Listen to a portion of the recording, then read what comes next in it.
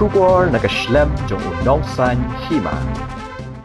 Watla uba Vincent H. Pala uba de UMP bat ukertong ka Kongres uban yakhun haka election MP syapo ka Lok Sabha uklemwan satya haka lumpung Pynïaphiah da baro ki kertong kiban aireng haka election MP kaban salong ha ubna yayong kabala penlong da kasan ka Def College hane kasngi Henry la ban mikmat nakabenta ka seng da uba Manuel Batwar uba de Secretary ka Meghalaya Pradesh Congress Committee.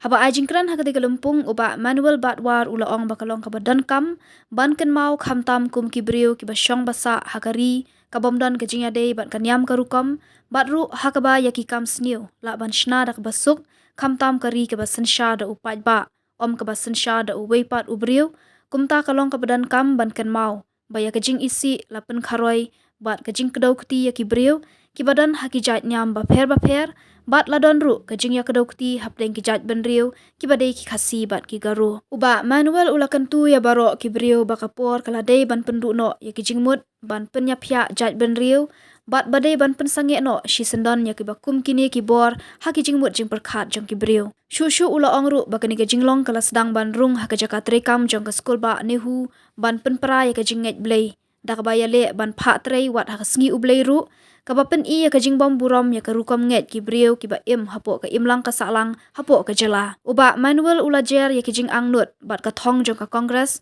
baka kwa ban kran hakani ki election MP ka banwan da kabapen ken mau baka ri India kalakot syakata ka $1 trillion karukom yo nong bat hakisan hadu shiphouse nam banwan kan sayo bandan hakakerdan ka ba ar bat ulaong shisin hi balakiu kajing yo nong hakari kan yai kiu bet katkum kajing ya jong kapor. Various parties to come and represent and talk about the various things that are important, especially for the young generation. I'll start my speech, or whatever you say, by a poem. It's written by this person called Martin Niemöller, a German. It was a post-war poem, very simple. It says that first they came for the communists and I didn't speak out because I was not a communist. Then they went for the socialists. I did not speak out because I was not a socialist. Then they came for the trade unionist. Again, I didn't speak out because I was not a trade union. They went for the Jews. I didn't speak out. I wasn't a Jew. Then they came for me, but then there's nobody else to speak for me. It's a very important, it's in fact in a museum in New York, in the Holocaust Museum, it carries a whole lot of weight. And it's important when I say this, it's because not just in India alone, but the world over, fanaticism is taking shape and things is moving towards that. And it's extremely important, especially when you live in a secular country like ours, where atrocities can be created very easily, especially when it's a republic, which is guided by the rule of the land rather than the democratic process as such. And for especially political science students, they would understand that very much.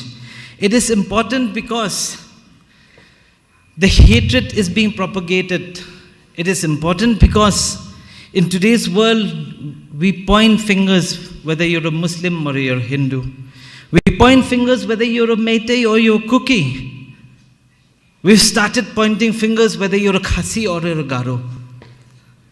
And that movement is trickling down to each and every part of our society, which is extremely bad. And I believe that it is very, very critical for us to come to an understanding that these kind of divisive powers has to be stopped. If you listen to what Professor Kamar had mentioned earlier, that even in Nehu, there had been efforts made to bring that divisive thing. There's another department which is Science and Technology Center. They're trying to ensure that people come to work on a Sunday as well, without respecting certain parts of certain things of what we inculcate as a society. Anyway, but that keeping aside, I'd like to express to you what the Congress wants to talk about, at least in this election that is coming this time. What is important is that we should understand that India has already reached a $3 trillion economy and is definitely poised to become the second largest in another 5 to 10 years. See, the growth trajectory of any economy is simple. As long as you have a large market, which is the biggest, of course, this country, you have a productive workforce, and you have certain policies that will direct towards that, the economy will grow. And it's like a snowball effect. Once the economy grows, it keeps on growing. You don't have to worry much about it. But the trajectory in which it is growing is most important. After 10, 15 years of liberalization or 20 years of liberalization, you would notice that each economy that liberalizes itself starts growing at a trajectory which is far, far stronger. China took only 15 years to reach 8 trillion, 9 trillion. So India itself is growing.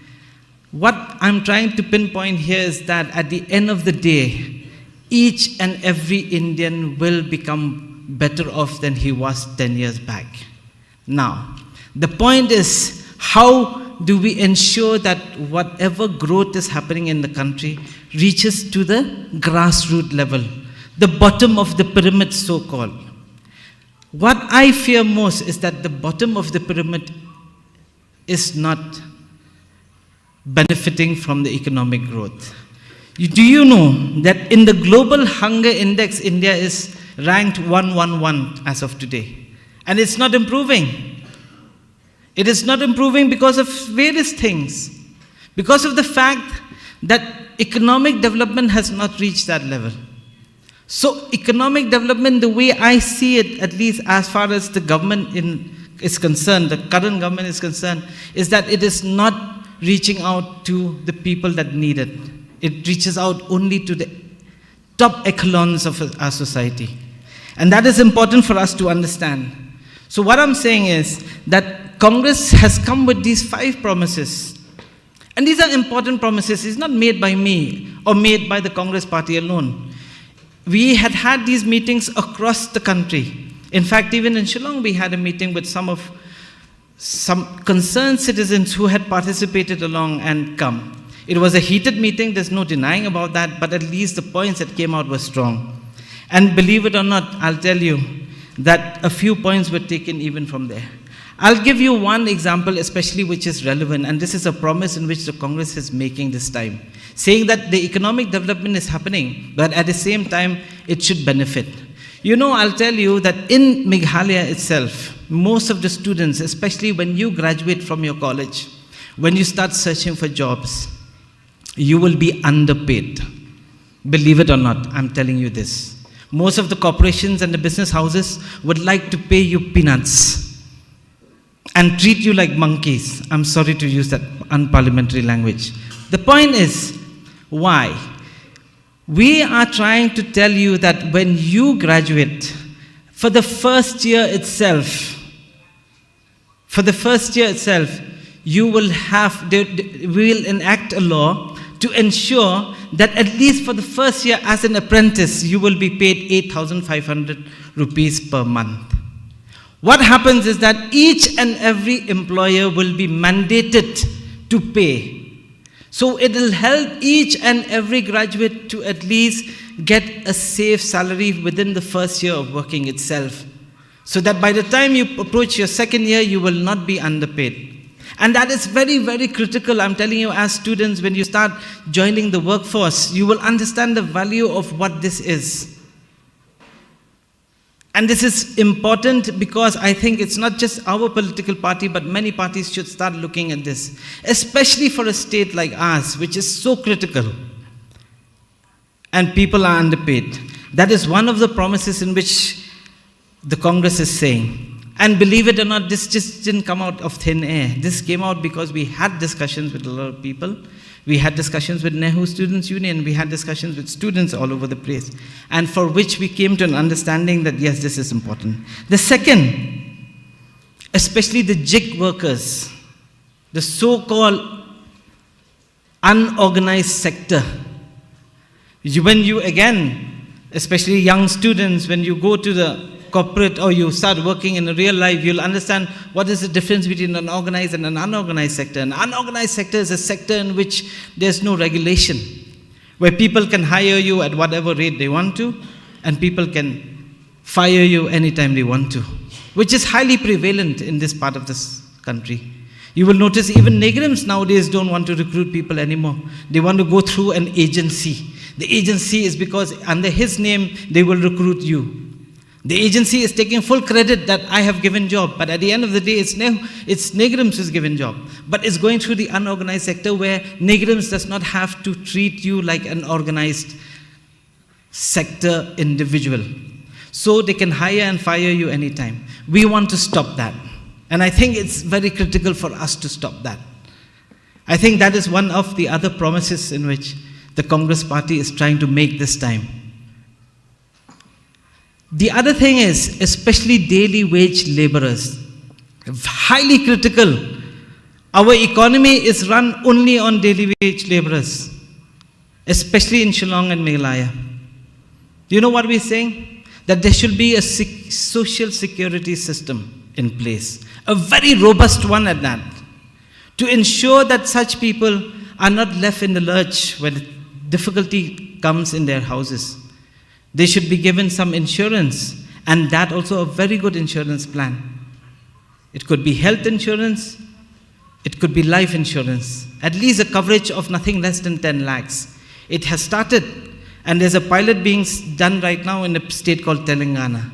And believe it or not, I believe that such an insurance plan, especially for the gig workers or the daily wage laborers, is highly critical. The other promises in which the party is making is saying that secure employment is also extremely important, especially the contractualization of work when it comes to government jobs. You see, we are a state in which there are 38 lakhs population. But if you look at the government jobs, the count of government jobs here, hardly 1.5. You look at Sikkim. Sikkim is a 8 lakhs population. But the count of government jobs is in excess of 2 lakhs. So the percentage of government jobs that are available, if the state mechanism would have functioned much better than it is, rather than all the loot that is happening, there's an ample opportunity to create even better jobs in the government. And effective jobs, I might say. So that is another thing I think, at least from the Congress perspective, we are looking at it in a very, very serious way and have given it one of the promises. The fifth promise that I'd like to talk about is also what we call as this, the plan, especially for entrepreneurs. So we have entrepreneurs at every level. What we've been seeing, and as I said earlier, that the Indian economy is only growing, but growing only to the top echelons. We want to change that. We want to change that economic development to come to the lower section. And for which the corpus of funds in which we have already seen that it's being done by the various governments, but we'd like to reach out even more.